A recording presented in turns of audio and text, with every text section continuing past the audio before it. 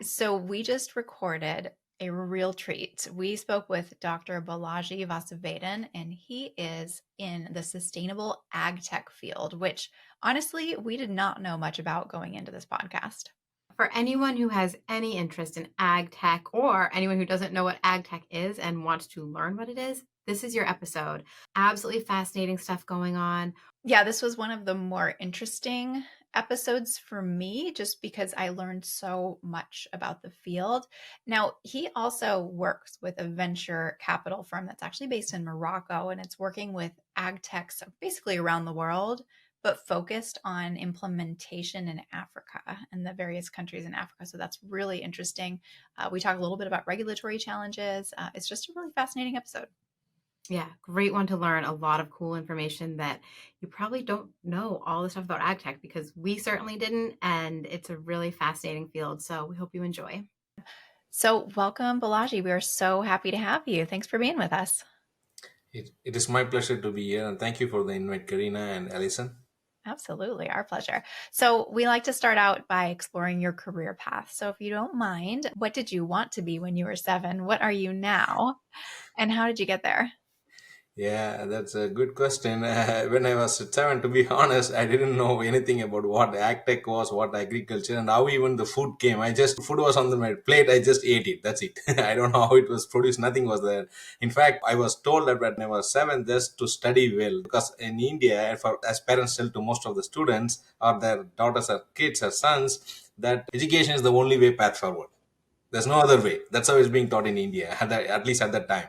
So I was also told the same. So at 7, I was only told to study well. That's all they told me. So I never had any clue. But after when I went into grad school like BS, then I started venturing into the food and ag space because of what I heard about GMO at the time. Because the word GMO and the first genetically engineered food was released by Monsanto here in the US in early 1990s at the time in soybean.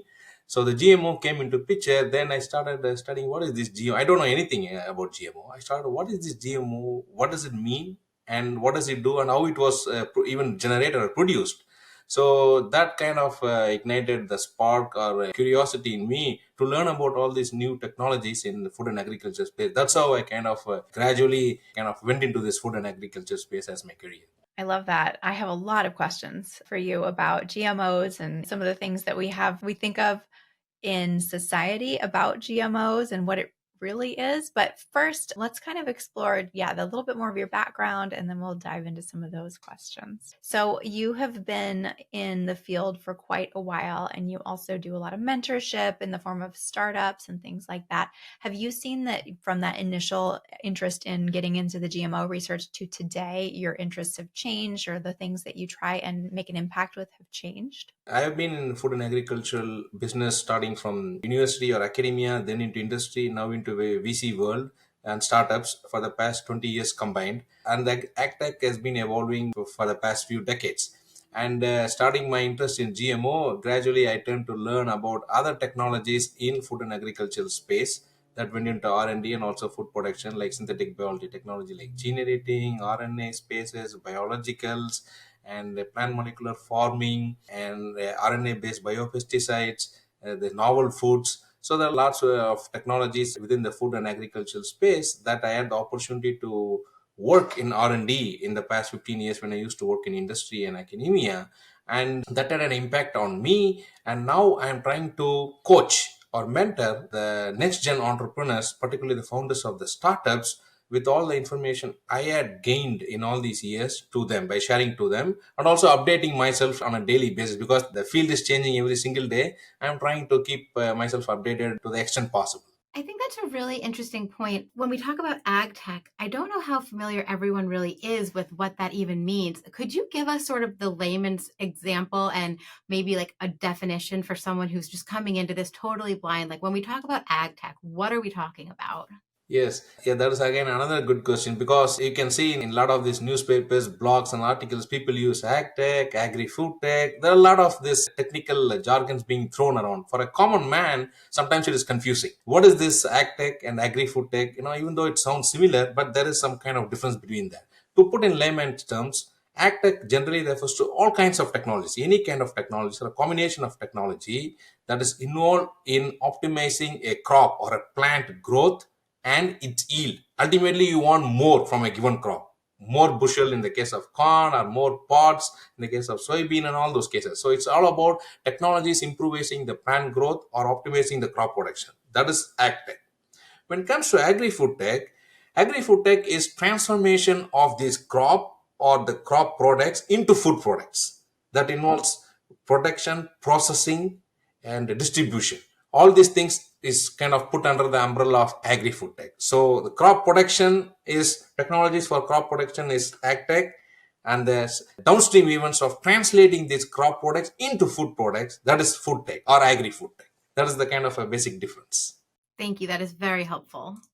Yeah, definitely. So to think about some of the maybe mainstream examples of this, when you were mentioning Monsanto before, I think a lot of people, they know of things like the Roundup Ready product that have corn, soybeans. And then what are some mainstream examples of agri-food tech that people might go, oh yeah, I've heard of that, or I know about that are kind of coming down the pipe? For AgTech and Agri-FoodTech, some of the mainstream products are, as you mentioned, the GMO has been there for the past 30 years, starting with the herbicide-tolerant soybean to Roundup Ready, and a lot of drought-resistant corn, drought-resistant soybean, and drought-resistant canola, and all the other crops is there.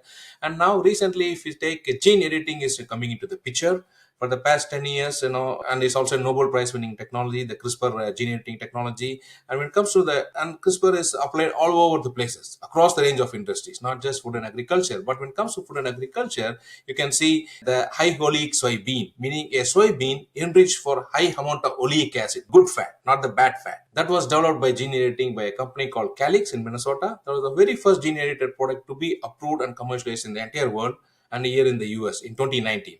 And followed by that, if you go to Japan, there is a tomato that was enriched for GABA, meaning gamma aminobutyric acid, that regulates or controls the blood pressure. It's good for patients who have this blood pressure problem, and if you take that GABA tomato, their blood pressure is under control. This is a gene-edited product that was developed by a company called Sanatec Seeds in Japan. It was approved by Japanese government, and it is now commercialized. And there are a lot of other products in the pipeline. For example, now if you take synthetic biology technology, there is a plant-based coffee, meaning a cell-based coffee. You don't need a coffee plant to get a coffee pot to get the coffee made anymore. All you can do is make a cell-based coffee in the lab. Similarly, cell-based chocolate, cell-based wood, cell-based cotton. There's a company in Boston called Galley, which is making cell-based cotton. And even now, there is a company in stealth mode in UK. They are trying to coming up with the technology to make cell-based wheat, meaning you don't need to grow wheat in the open field to get the wheat grains. You can take the cells and make them into a wheat or wheat powder. So there are a lot of things that's happening in this AgTech products. And also the meat protein. If you don't want to eat meat like cow or a beef or a pork in order to get the meat protein, now the same meat protein is being made in soybean seeds by a company called Mulek. That's the first IPO company. So there's a lot of changes going on in this agri-food tech industry, both using plants as a host and also using microbes as a host to produce all kinds of food and food-related products. Well, I have to tell you, that's a really big relief for me because I am a huge coffee drinker. And every now and then I'll see an article about like the scarcity of coffee beans. And I'm like, I don't know what's going to happen, but it's not going to be good. I can promise nothing good comes when we lose coffee and chocolate. And you can add banana in the list also, because banana cultivation is under threat by a fungus that's going to wipe out the entire banana if something is not done urgently. And there's something like COVID for humans, COVID pandemic. And banana disease is called Panama disease of banana. It is included officially in the crop pandemic list, like a human pandemic, crop pandemic. There are about 10 diseases in the crop pandemic. For banana, this is the number one disease, and it's a huge threat to all banana growers across the world. Wow. I had no idea. I mean, I don't care for bananas as much as I care for coffee, but I do enjoy a good banana. So this sounds like a problem I should also be concerned about. So let's just touch on that a little bit. One of my questions was going to be, when we think about the ag tech industry, what are some of the challenges? I mean, off the top of my head, now it's COVID for bananas. That sounds like a huge problem. But additionally, I would think there's some regulatory issues and maybe some conspiracy issues that go on. People don't like their food being messed with. But I'm really interested in when you think about the industry, what are the issues that right now you guys are facing as you try to solve these problems? First, agriculture as a whole is affected by the climate change all over the world. Whoever is directly or indirectly, all the stakeholders involved in global food and agriculture, whether they accept or not, there's a lot of talks pro and con about this. But the fact is that the climate change has affected the global agriculture. Global agriculture GDP has gone down tremendously for the past 15 years or so. There's also food insecurity. It led to food insecurity and poverty and hunger. If you see, according to the FAO and the UN data, about 850 million people every single night they go to bed without food, meaning they're hungry. They go to bed hungry. 850 million. It's not it's a small number, and it's increasing every year. It's increasing. And the AgTech industry is trying to at least not solve, because it's going to take a lot of time, mitigate these problems. But AgTech industry by whole is facing a lot of issues. Number one is lack of capital investment from the multiple stakeholders. It could be VC, government, or private, or institution, academia, or a combination of multiple stakeholders. The amount of dollars that's being invested in AgTech is increasing compared to last year, but still that is not enough to tackle all these issues, particularly in the developing countries like in Africa, like in Asia. The amount of investment is not adequate at all. First. Number two is the regulatory issues, because whenever an AgTech industry wants to develop a product, then it has to get registered by the appropriate governmental body in appropriate country. So there's a lot of regulations and policies that varies from country to country in the world. So they cannot distribute or market the product quite easily, because they have to fulfill the regulations for a given country, which is different from another country. So that's another big roadblock to getting the products to the market. And IP issues.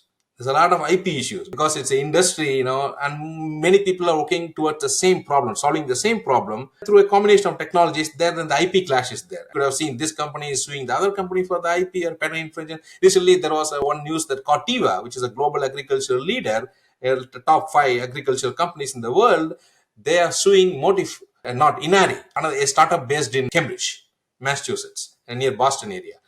Corteva sued Inari on a patent infringement case regarding to the seed germplasm of corn and soybean, if I'm right. So that is another issue. Workforce, another issue. You can't find highly talented people in the AgTech industry. That's because proper training is not there. Particularly in the developing countries, there's a lack of technological innovations, lack of training, and the lack of funding for this training, and freedom to operate. FTO, freedom to operate, is another big problem, because many of the AgTech industries, though they have good ideas, they're not able to execute because this regulatory, this IP thing comes in, they're not able to operate freely. They are afraid whether we will be sued by this person or that person. So instead of focusing on the real technology core problem, they are looking after the legal problem. There are a lot of problems burgeoning AgTech industries, and also it is kind of hub specific. It is not the AgTech industry is not spread randomly across the world. It is centered in certain areas, and many of the inventions and many of the IP should be democratized for all the people involved in the AgTech industry to operate freely and use that IP to develop some solutions for the farmers. I have a question, and this might just be my absolute ignorance shining through. So one of the things you mentioned was the lack of capital and the lack of funding. And I'm really interested in that. Why do you think that AgTech is having this capital issue? Is it what we're seeing kind of across the board, where money's just tighter right now and there's not the investment? Or is this a more historical problem where it's either just not as attractive to investors for a variety of reasons? You would think governments would have a really vested interest in heavily investing into AgTech. AgTech, in general, if we go back to years, 30, 40 years, before, the amount of investment was very, very low. It was the rock bottom. But the investment scenario got improved for the past 5 years. 2021 was the best period in record for the AgTech investment in history. About close to $30 billion went to the AgTech field from the VCs and other private equity markets. And 2022 was touching about $50 billion. But now this year in 2023, in not only food and agriculture, but across all sectors, the VC market is totally down. And it's a record now. The number of deals that happen now in 2023 is 40% or 50% less from the same time compared to 2021 and 2022. That shows the amount of investment is going down. The reason why the AgTech industry is facing low amount of investment generally across the period is that throughout the world is because AgTech product development takes time. It's not like a software or digital industry where you work for 1 year, you can come up with the app, or you can come up with another model of a cell phone or something like that. This is 10 years of work. Even in order to bring one, say, food product or biocontrol solution, take for example a biopesticide or a chemical pesticide which is used by the farmer to control the pest and pathogens in his field, the spray he does, the chemical spray he does. In order for that chemical spray, the bottle, to reach the farmer's hand, it takes 10 years. The company which is developing has to spend at least 400, $500 million and spend 10 years of their time in order to bring one product to the market. So it's a long time. So the number of investors investing in the ag and the food is comparatively low compared to other digital industries where they can get the ROI, return on investment, much faster compared to here. Here, this is a decade process. That is one of the main reasons, the number of investors are less. But as having said that, people now all realize, irrespective of what other technology developed, everybody needs to eat food, end of the day, no matter what. All the 8 billion people living on earth needs to eat food. So definitely now everybody realizes, all the stakeholders now realize that however long it takes, whether there is a ROI or not immediately, we have to invest. Otherwise, we are not able to develop solutions to mitigate this climate change, the pest problems, the food insecurity problems. So there is some good talk going on across the stakeholders. So I believe that the scenario is improving as shown in the 2021 data and 2022 data. And probably after this global economic downturn gets a little bit okay, maybe in 2024, 2025, again, the picture will kind of come back to 2021 state. So that is the scenario now. That's really fascinating. So I went to an ag school. I don't know if I shared that with you. My undergrad is animal science, and I went to Cal Poly San Luis Obispo, and I worked in a lab there, and we were studying, it was a molecular biology lab, and it was just at the cusp of genome sequencing project. It was very exciting, during that time. And one thing that I remember actually having protesters at our school about was quote unquote GMOs, but blanket statement and the public perception about GMOs.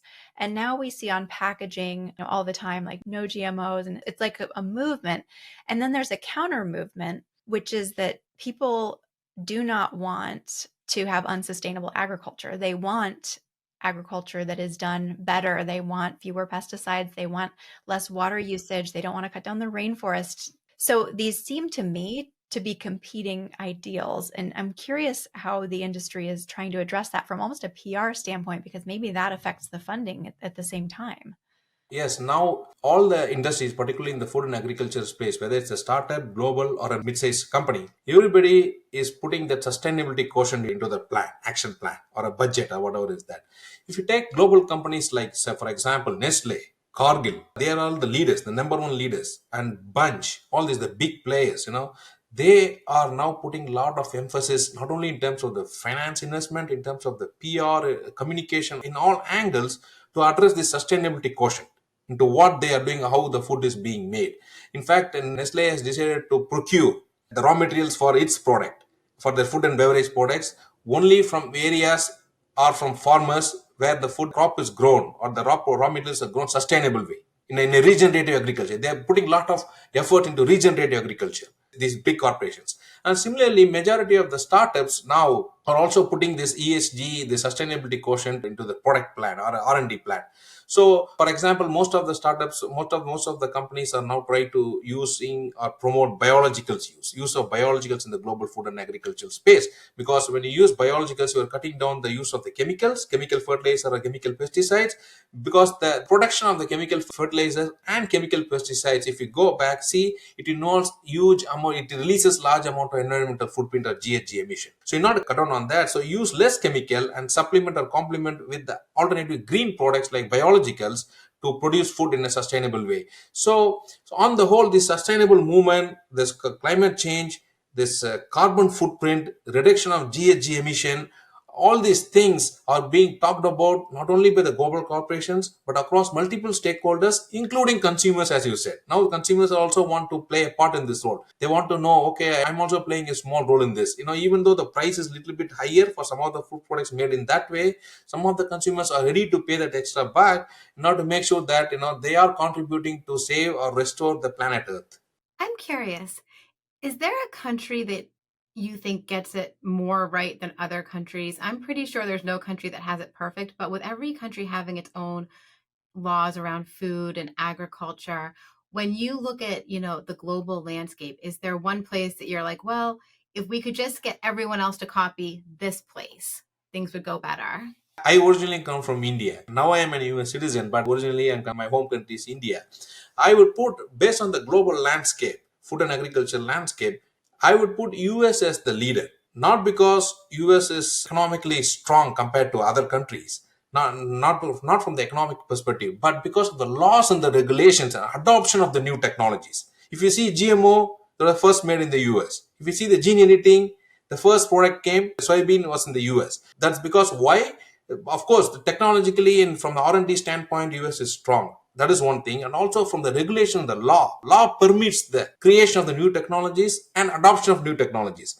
So I would kind of, if not full, at least some of the other countries, developing nations, particularly Africa, all the countries in Africa and some of them in the Asia, they have to adopt some of the Western philosophies, particularly from the regulatory standpoint, not with other things, regulatory standpoint, in adopting the use of new technologies, not just blanket no. They have to first understand what is the new technology, what are the benefits it brings, that it can serve to the agricultural farmers there in their own country. So try to adopt the new technologies, create and regulate, put forward the policies towards adoption of new technologies, so that, and kind of a little bit soften the regulatory process, so that the new products can come to the market at a shorter time frame with a limited amount of money spent. I would suggest US as a kind of a model, particularly from a regulatory standpoint, in the adoption of new technologies, particularly in the food and agriculture and synthetic biology space. One example I can say, India with 1.4 billion people, that's a populous country in the world. China is number 2 now. India is officially the number 1 populous country in the world.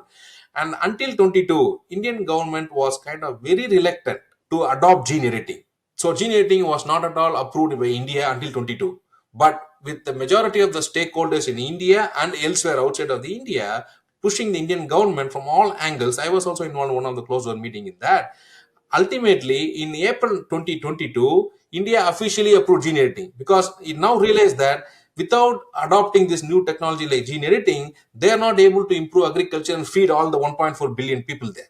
So that is one example. So like that, many countries, Kenya, Nigeria, and another country to mention in African continent, they are adapting the new technologies. But whereas other countries within Africa, they are not yet there. Kenya, Nigeria are the number 1 there. But slowly it is coming up, opening up. That's really fascinating. I have a million questions. This might be a 12-hour long podcast. I don't know. I would definitely like to continue on this track. I want to get to some of the venture capital work that you're doing as well. But I think this is so fascinating because we here in the US think of our populace as very divided. It can be very polarizing, the sort of narrative that we see in the media and things like that. But it's really interesting that from a regulatory standpoint, it's actually one of the better places to do science, even though there's a lot of noise about almost fear mongering and things like that, about things like vaccines. I mean, when we were going through the vaccine development in the pandemic, there were a lot of interesting conspiracy theories about the vaccines and things. And I've seen that with AgTech as well. It's just fascinating.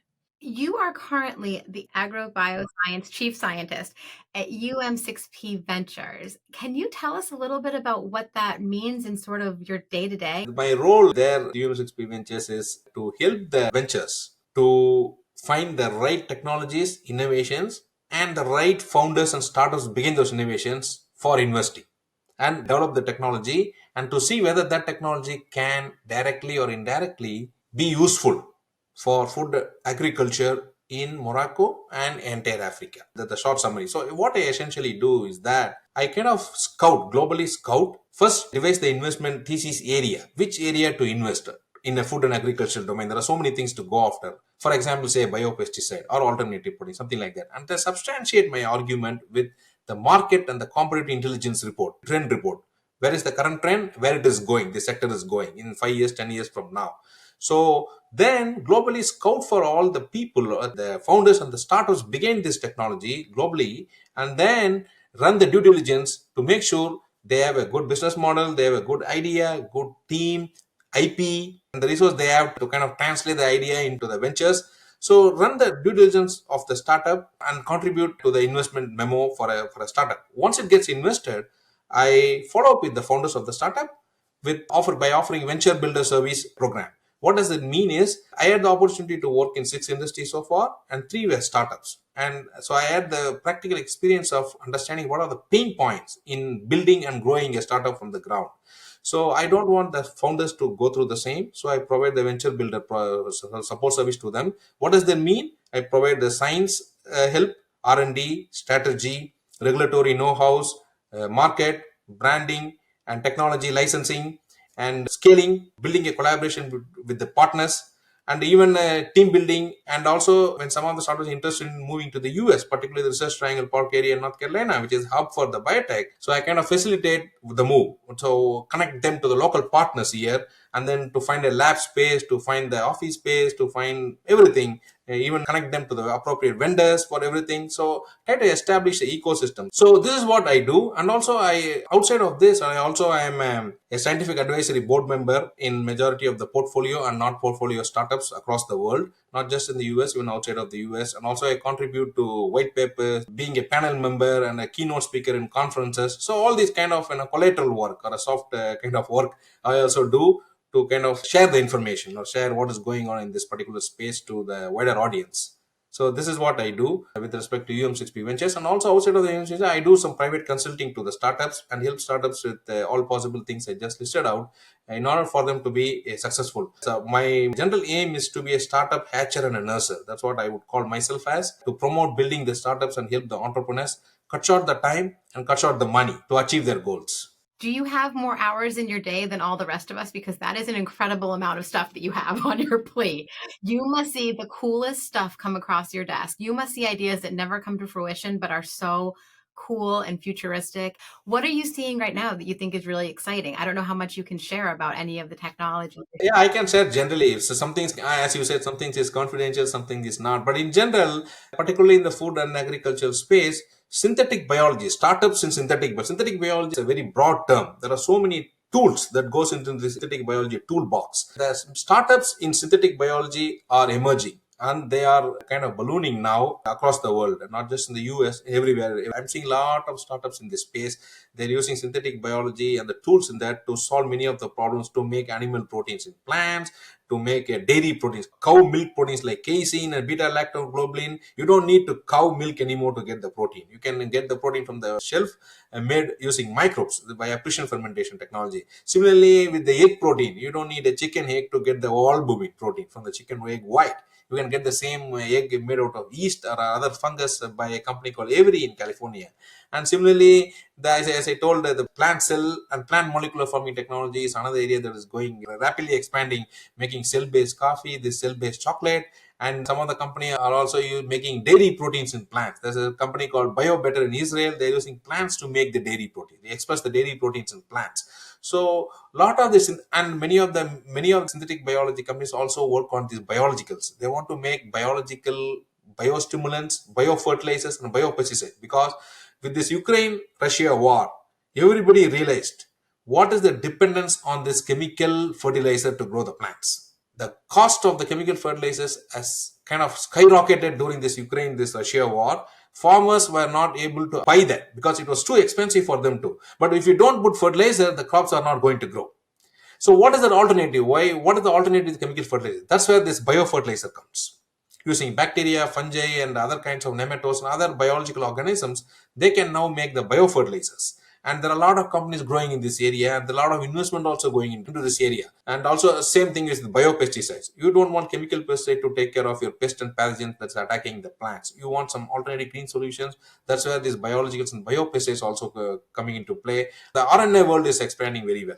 In addition to the vaccine side, use of RNA for the vaccines like COVID vaccine we all had. There's another application of RNA for the food and agricultural side. That is where you spray RNA instead of the chemical, and RNA is going to take care of your plant from your pest and pathogens. And the first product that is going to come from this RNA based control is from a company called Greenlight Biosciences, and where I had the opportunity to work for 3 years. And their product is very close to EPA approval now, because you have to get registered with the EPA. They're almost there with the EPA approval. And then they will commercialize and get the first product to the market. That will be the world's first RNA product. So like this, there are a lot of things happening in the space. On the whole, the synthetic biology is playing a major role. And that's why people eminent, Eric Schmidt was the former Google CEO, and Bill Gates and all these big people, they are putting a lot of money from their own organizations like Schmidt Futures and the Bill Gates Foundation into synthetic biology startups. And there was a report in McKinsey which told that synthetic biology is going to rule the world, rule the economy, global economy. Is going to touch $4 trillion in the next few decades. Also another report in BCG, Boston Consulting Group, which also said that Synthetic biology is going to disrupt every possible industry, not only food and agriculture, textile, material, construction, you name it, anything. And even the DNA chip. Now we are using computer chips, right, to store our data, right, in the computers. That chip will be made of DNA in the coming years. DNA will be used as a storage chip, and it can store several thousand times more data than the current chip we have. So this is the expansion. The only limiting factor, we're already doing that, is cost, but that cost is coming down day by day. Yeah, to add to your point regarding the cost, if you talk about the sequencing of a genome, like 10 years ago, if you go back, what was the cost of sequencing a genome? It was in thousands of dollars, right? Nobody was able to afford that except for the big companies which have a lot of money.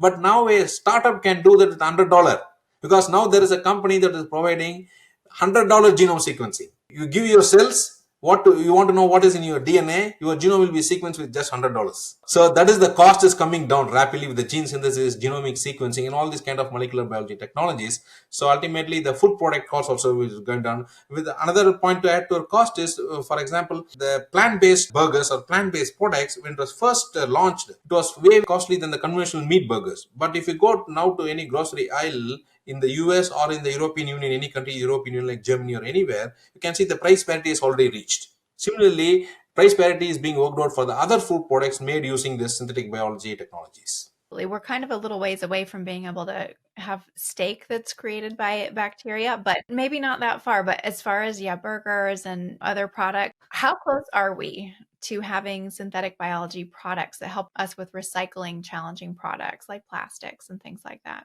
Synthetic biology again is playing a major role in the reference to use of the bioplastics, because you don't want to use the petroleum-based regular plastic that comes from the petroleum. That's a lot of climate change, GHG emission, footprint, and all those problems. You want to use a biodegradable plastic which can be degraded.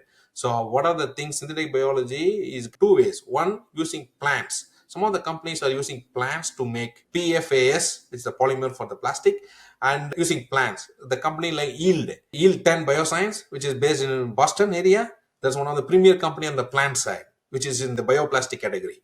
And there are also other companies, synthetic biology companies, that are using microbes to produce, like bacteria and fungus and various fungal strains, to produce this, and algae, and even some of the algae in some cases, to produce bioplastics. But now, as we speak, it is not very prevalent in the industry market. The product is being developed, the pipeline is there, but when it comes to the market, whether it's actually available or is able to kind of replace the conventional plastic, it is not yet there, but soon it will come, because there are a lot of investment going into that area also. There is one company in Israel where the UM6P Ventures has also invested in the early stage. That company is called Biotic. That company is trying to use marine algae that can use seawater, not the drinking water or the fresh water. You can use seawater with salt. The algae can grow and it can produce this biopolymer which is a replacement for the plastic. So plastic industry is growing very well. And recently, last week also, there is a venture capitalist group called in Houston. They also invested in a San Diego based algae company that is trying to produce the bioplastic, about $5 million. So industry is catching up on that. But to be honest, we are not at that. We are in the process. It's going to take some time before a bioplastic hit the market and is being used to produce all kinds of products that a regular plastic is being used now. It's exciting though. It's good to see. And again, we'll have to deal with the price parity issue. And when we do see those things enter the market, they will be more expensive at first and people will have to choose to spend their money there. Any product coming out of these novel technologies, in the first few years, it is going to be expensive. But as day goes by, it will get cheaper. Similar to iPhone, right? When iPhone was launched 10 years ago, right? When the first iPhone version was launched, what was the cost of that? Not all the people were able to afford at that time. But now you see, every one of them has at least one or sometimes two iPhones. Everything related to right? iPad, iPod, iPad, whatever it is. Because it's now accessible or affordable. People are somehow able to buy that. And similarly, you can put that analogy to the synthetic biology food product that's going to enter the market. Years goes by, with the technology innovations, the cost is going to come down. Switching gears slightly, I wanted to touch on something really quick. So we talked about how you do a lot of mentorship and advising. I think you have a really unique perspective because you're, for the most part, advising people who are getting into this ag tech space, which we've talked about has a lot of challenges. When you're talking to these new founders or people who are interested in going into this space, what do you tell them? What's your advice, and what are some things that new people who want to explore this field should be aware of before they jump in with both feet? That is a very important question. From talking to different startups globally, what I understood, and also from my own experience of working in startups before, what I can say is that first, the startup founders who want to venture into the AgTech or start a company in the AgTech and the food tech world is to understand the problem they are trying to solve. What is the problem first? And what is the solution they are trying to bring to solve the problem? There should be a problem solution fit. They have to validate the problem solution fit. If that fit is not there, then that's a problem. There's a problem solution fit is one point. Number two is team. You should have a team, solid team with good complementary skills and trust to execute the idea, and to have and novel, scalable ideas and technology to implement the ideas. And the other thing, major thing is that network. People, most of the founders of the startups, if you see, they are from academic world. They did a postdoc, or they probably worked for a couple of years in the industry, and then they want to enter into the startup world. They want to become the founders of the startup. They are good in ideas and science. I'm not discounting on that. The only problem I see is that they don't have a network in two places. One, in industry. They don't have a network in industry. Number two is they don't have a network in the investment world. Whom to reach out to capital? What are the sources of the capital? Where the capital is? How to get to the capital? Most of the founders, they know only grants, like from NSF or NIH, USDA, this kind of non-dilutive funding from the grants. On top of that, they lack the idea. Like there is something like angel investors you can reach out to. Crowdfunding is there, and also you can go to the VCs, family office. There's so many other avenues to reach out to. For that, unfortunately, you need a network in the investment landscape. That is lacking. And another problem I see is that non-clarity with the IP. They are not very clear with the IP, where they stand with the IP, whether they have IP or they want to license the IP from somebody else now to start the startup. So the lack of clarity with reference to the IP and the freedom of issues.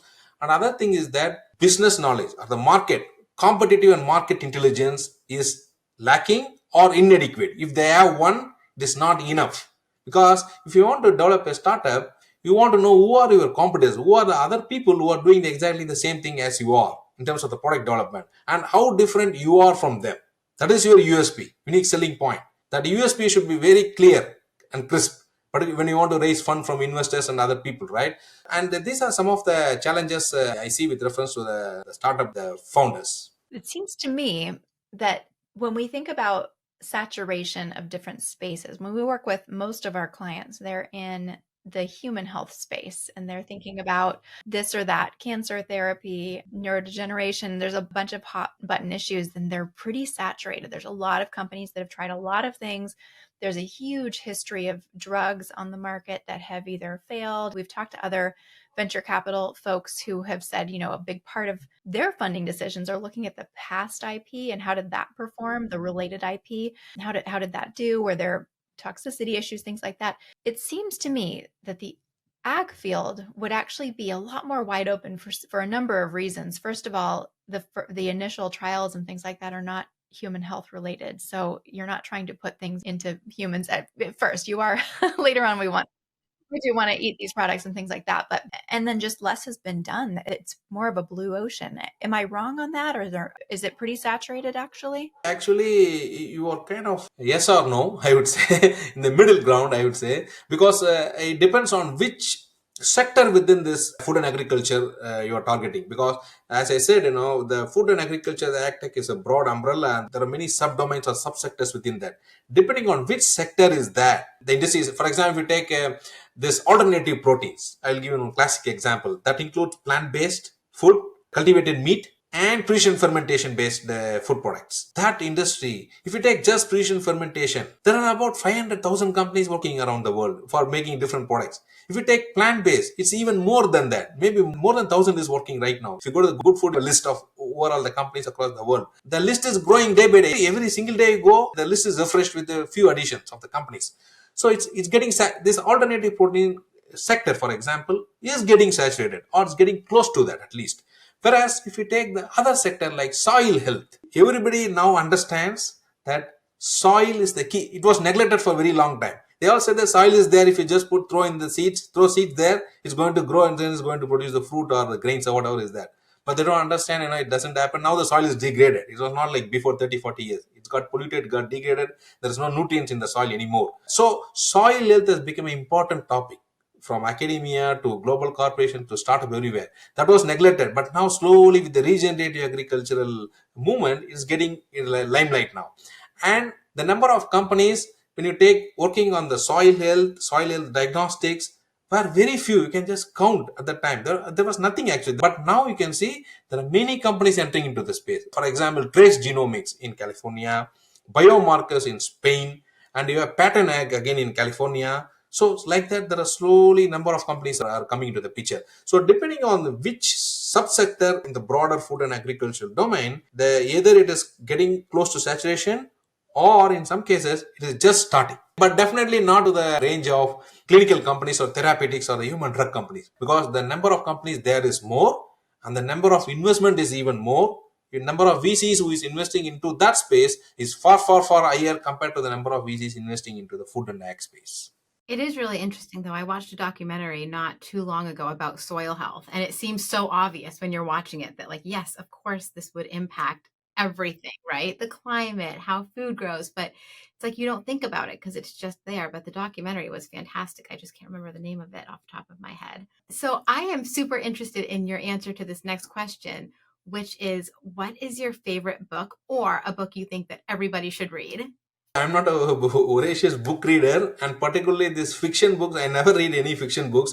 Usually, I go and read the articles on LinkedIn or any published journals like, like Nature, Science, all these kind of technical journals. I go and read there, or I read the articles published on LinkedIn. I read very few books, but one of the books I read in the recent times was Save the Soil by Christine, if I'm right. The author first name is Christine. So that kind of was interesting a book to me, at least, because for me, because I'm not a soil scientist. In my R&D, I was never a soil scientist to begin with. I worked a little bit on soil, but I was never a soil scientist actually. But now with reading more articles about the importance of the soils and how it contributes to the global food production and food security, so with that notion I thought of reading that book. And that book was interesting to me because it kind of connects the scientists who are working in the lab and R&Ds and the farmers who are actually growing your food in the field, and then the other stakeholders. About the importance of the soil, how saving the soil kind of can save the planet and can lead to the global food security, produce more by protecting your soil. That book I liked actually, really. I will definitely read that. It won't bode well for my husband because every time we're in our neighborhood taking a walk, we see like all the beautiful lawns, but they all have like the little sign that they were chemically treated, and it drives me crazy. I'm like, just leave your lawn alone, like leave the soil alone, because all the runoff, and it's so bad for the animals and like the insects. But I mean, it's very important. People have to understand, like, and I also like to garden. So like, I don't want to dump a bunch of stuff onto the growing food unless I know that it is actually safe. So yeah, I'm totally going to read the soil book. Thank you. It was interesting, and there are many articles, papers in blogs and other LinkedIn and outside of the LinkedIn, which also talks about the importance of the soil in layman's language. You don't need to be a scientist or anything to read that. It's put in a very simple language so that every common man can understand what's going on in the soil, how does it affect the plant growth, and also the farmer's income. Because when the soil is bad, when the soil is full of, for example, if you have a soil, if a farmer doesn't know because he is not a scientist. When the soil is loaded with plant pathogen spores like fungal spores hidden there in the soil,